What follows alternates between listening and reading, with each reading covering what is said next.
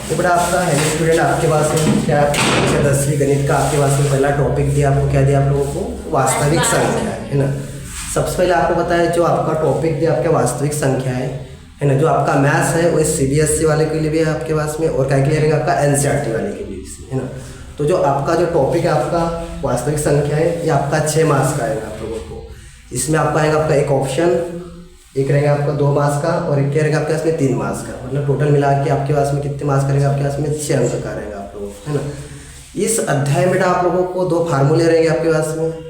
पहला फार्मूला क्या रहेगा आपके पास में? देखो, यूक्लिड विभाजन एल्गोरिथ्म का जो क्या होगा आपका फार्मूला, भाज्य बराबर से होगा आपका भाजक, गुना क्या होगा आपका भागफल, और प्लस क्या होगा आपका शेषफल, जो कि आपका टॉपिक से हट गया इसमें से ना। इसके कोई सवाल नहीं बनेंगे आप लोगों को, इसमें ओनली आपके ऑप्शन बन सकते हैं इसमें ना।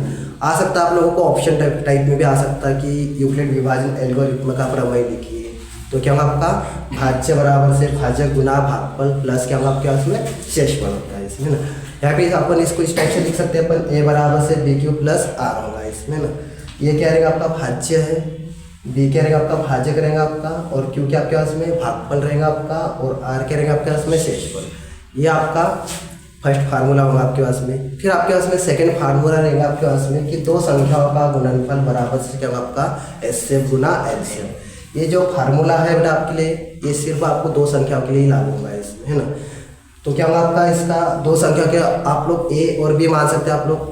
गुणनफल मतलब होगा आपका गुना, A गुना B इक्वल क्या होगा आपका HCF। कितनी संख्या का निकाल रहे हैं आप लोग? 2।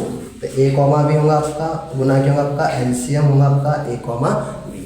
तो इसके अकॉर्डिंग बेटा आप लोगों को MP बोर्ड में इस टाइप की इसके अकॉर्डिंग आपको एक सवाल पूछे जाएंगे इसमें, और आपका इसमें 3 मेथड के आपके पास में सॉल्व रहेंगे इसमें, है ना। कौन कौन से? एक अभाज्य गुणनखंड विधि से इसका गुणनफल ज्ञात करना आप लोगों को, और उसके बाद में आपका सेकंड क्या रहेगा आपका 2 संख्याओं का गुणनफल बराबर से क्या होगा आपका HCF गुना LCM होता है इसमें, है ना।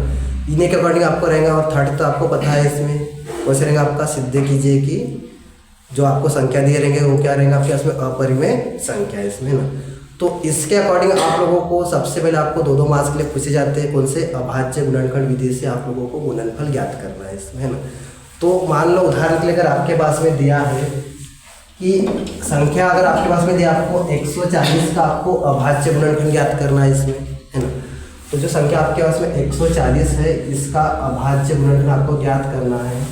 तो जो आपके पास में सवाल दिया है बेटा आप लोगों को, है ना, ये आप लोगों का MP बोर्ड में बहुत बार पूछा गया है इसमें। इसके अकॉर्डिंग आपको 2025 में भी पूछा गया था आप लोगों को, है ना। और इसके अकॉर्डिंग आपको प्री बोर्ड में भी आप लोगों ने देखा होगा इस टाइप का सवाल बेसिक मैथ्स वालों का आप लोगों को पूछा गया था इसमें। तो सबसे पहले इस टाइप के अगर आपको सॉल्व करना है सवाल, तो सबसे पहले आप लोगों को सम संख्या और विषम संख्या के बारे में जानकारी होना चाहिए आप लोगों को, ठीक है। मान लो अगर किसी संख्या के अंत में 0 या फिर 2 या फिर 4 या फिर 6 या फिर 8 अगर आता है, तो वो संख्या क्या कहलाएंगे आप लोगों की? सम। मतलब आपको उस संख्या को देखना है कि सम संख्या है, आपको उसमें ओनली 2 का भाग देना है। इसमें 2 का भाग तब तक देना आप लोगों को जब तक विषम संख्या नहीं आती है। अगर आपको किसी संख्या के अंत में विषम संख्या है आपके पास में, जैसे 1 हो गया, 3 हो गया, 5 हो गया, 7 हो गया, 9, तो इनमें बेटा आप लोगों को ओनली विषम संख्या का ही भाग देना है। सबसे पहले 3 का भाग देना, अगर नहीं जाएगा उसमें भाग तो देना आपको 5 का, नहीं जाएगा तो 7 का। ऐसे आप लोगों को आगे प्रोसेस करना पड़ेगा आप लोगों को, है ना। तो सबसे पहले आप लोग बताओ कि यहाँ पे 140 दिया आपके पास में सम संख्या है या विषम संख्या? आपके पास में सम संख्या है। तो सम संख्या बेटा आपके पास में, तो पहले किसका भाग देंगे अपन? 2 का। कब तक देंगे अपन बताओ? जब तक उसमें विषम संख्या नहीं आती इसमें ना। तो देखो यहाँ पे सबसे पहले आपके पास में 2 का भाग दो। यहाँ पे तो 2 साथ कितना आपके पास में 14, फिर 2 शून्य कितना आपका 0। फिर से देखो बेटा आपके पास में सम संख्या दी आपको, फिर से 2 का भाग दो, तो क्या आपका 2 3 6 बचा 1 हो गया, पे 10, 2 5 10। अब यहाँ देखो बेटा आपके पास में विषम संख्या आ गया आपके पास में 35। अब आपको पता है विषम संख्या है तो सबसे छोटी विषम संख्या तो 1 होती है, पर इनमें आपको 3 से स्टार्ट करना। क्या इसमें आपको 3 का भाग जा रहा है कि इसमें? नहीं।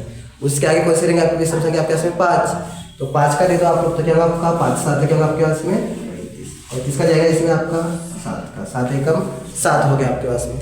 जब इसका गुणनखंड विधि आगे से आप लोगों ने सॉल्व किया तो 140 का जो गुणनखंड आपके पास में 2 गुना 2 गुना 5 गुना 7, तो यहाँ आपको इतना भी ध्यान में रखना पड़ेगा बेटा आप लोगों को, कितनी संख्या कितनी बार आई उसके, है ना, उसको आपको घातों के रूप में लिखना पड़ेगा आप लोगों को, है ना। तो यहाँ देखो आपका 140 का जो गुणनखंड आया यहाँ पे, 2 कितने बार आपके पास में 2 बार आ गया आपका, तो 2 की पावर होगा आपके पास में 2 गुना। यहाँ देखो 5 एक बार है आपके पास में, 7 एक बार है। इसको अगर नहीं भी लिखे इसके खाते तो कोई दिक्कत नहीं, इसमें इसके खाते 1 मान सकते हैं। क्या होगा यहाँ पे 5 की पावर 1 और गुना क्या होगा आपका 7 की पावर 1। ये इस टाइप का इसका आपका आंसर हो जाएगा इसमें, है ना।